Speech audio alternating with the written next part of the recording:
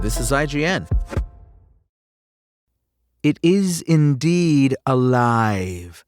This is your IGN review of Guillermo del Toro's Frankenstein by Scott Kolura. Pretty much everyone knows the story of Frankenstein, and Del Toro, who's been trying to get a movie based on the iconic novel made for at least 20 years, doesn't deviate from Mary Shelley's work in any way that anyone but fans of the OG would notice. Some characters are missing, others are added, but the bones of the story remain intact. Man makes monster, man rejects monster, monster gets pissed off. But more than just intact, these bones are also seemingly pulled from or carved out of Dr. Frankenstein's choicest picks, his finest specimens, because this iteration of Frankenstein is, like its creature, a beautiful, haunting thing through which classic themes are made to feel fresh and new.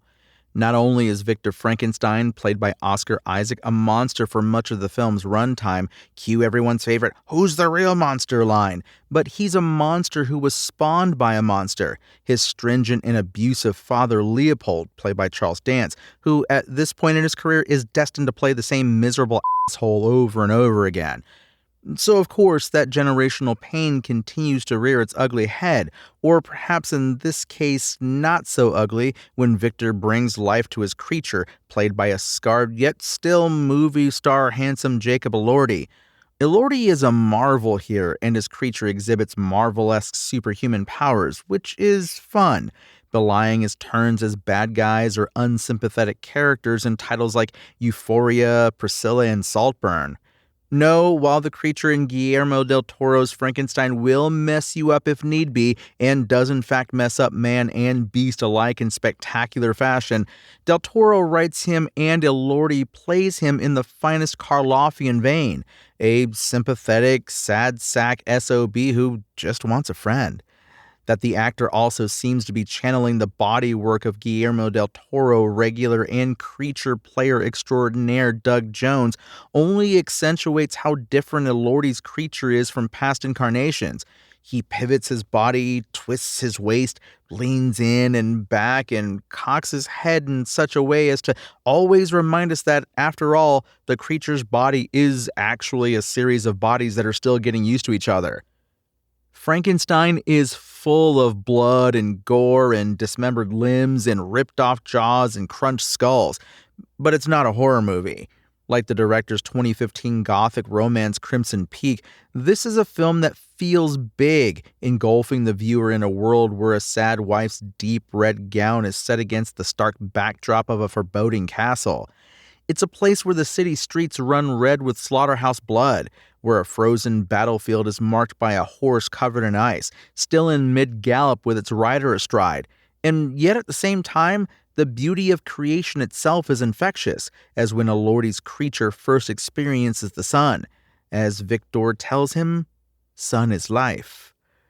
Del Toro also wears his geek cred on his sleeve.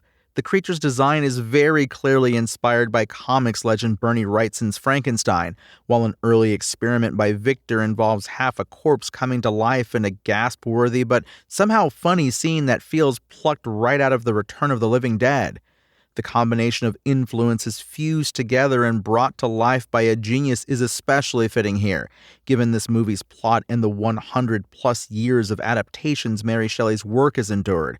And always, it's Del Toro's love of the source material itself that shines through, as the filmmaker tells his unique version of this classic story while still paying respect to the Shelley book that he clearly lives and breathes.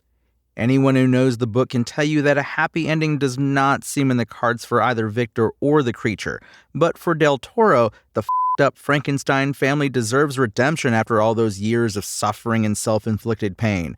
That Guillermo del Toro chooses to tell his story in two parts, one from Victor's point of view and the other from the creature's, only serves to drive home that this is ultimately a story about atonement and forgiveness.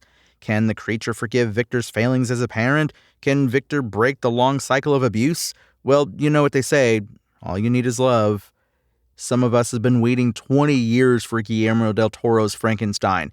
In fact, I could have sworn I even saw Guillermo del Toro's actual drawings in Victor's papers at one point, and it does not disappoint. The filmmaker puts all of his skills to bear in this spin on Mary Shelley's story as he goes for a tale of tragedy, romance, and redemption rather than a straight horror flick, which isn't to say that there isn't plenty of gore or creepy moments, but that's the trimmings of this film, as blood-red as they are. No, Del Toro's really interested in, to paraphrase the creature, why violence so often feels inevitable, and what it takes to stop it. What's the IGN score for Guillermo del Toro's Frankenstein? 9 out of 10. Thanks for listening to IGN. My name is Tony Jackson, and for the latest updates on Guillermo del Toro's Frankenstein, visit us at IGN.com. Spoken Layer.